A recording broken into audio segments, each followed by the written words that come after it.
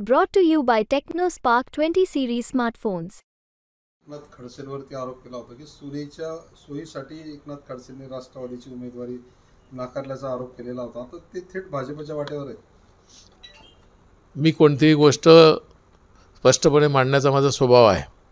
मी हे बाकीत केलेलं होतं की ते कारण सांगतायत की डॉक्टरांनी मला सल्ला दिलेला आहे, माझं 54% हार्ट चालतं आहे आणि अशा परिस्थितीत ते निवडणूक लढणारच नाही हा दावा मी केलेला होता. आपल्याच माध्यमातून ते आपण दाखवलं होतं.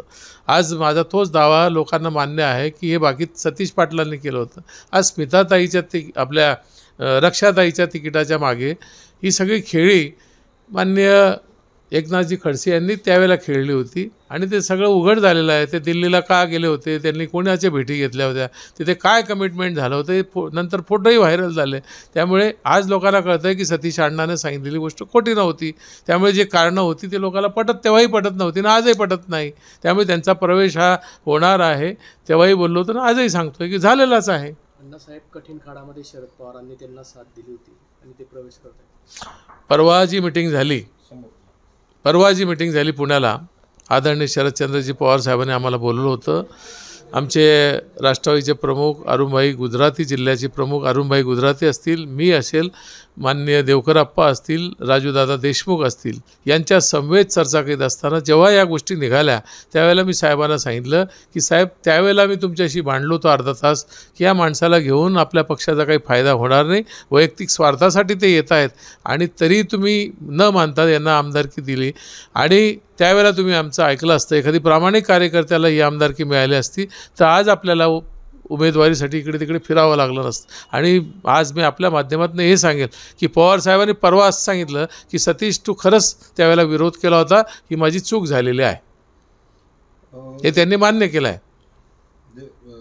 पवार साहेबांना पश्चाताप होतो त्यांच्या त्यावेळेचा. तर साहजिक आहे की जी उमेदवारी देऊन जर पक्षाला फायदा होत नसेल, त्यांनी जी काही आश्वासित केलं होतं साहेबांना की मी उत्तर महाराष्ट्राची पूर्ण जबाबदारी घेईल, लोकसभा असतील, विधानसभा असेल, जिल्हा परिषदा असतील, नगरपालिका ही सगळी जबाबदारी मी घेतो आणि या उत्तर महाराष्ट्रातून राष्ट्रवादीची ताकद दाखवून देतो. आता ती ताकद तर काही वाढलीच नाही, जे काय वाटोळं व्हायचं ते झालेलं आहे.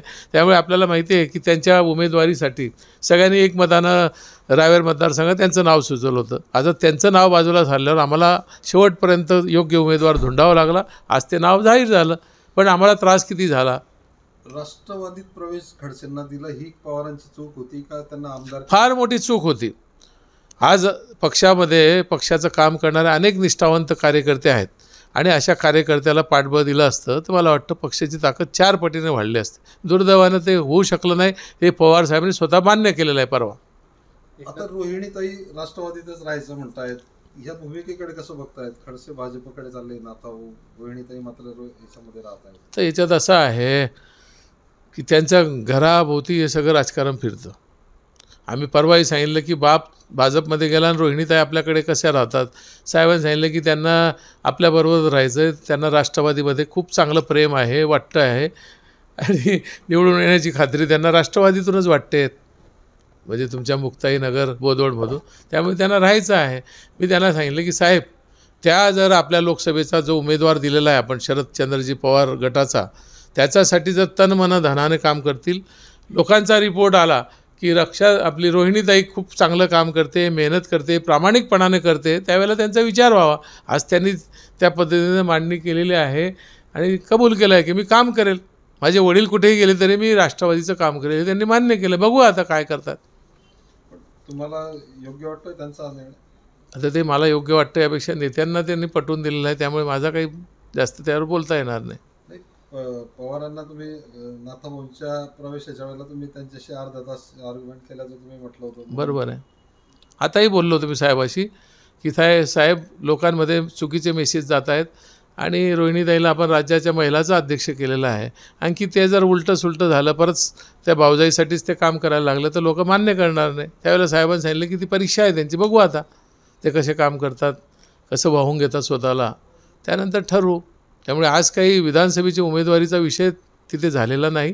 त्यांनी जर काम केलं तर मग रिझल्ट दाखवला तर होऊ शकतो विषय.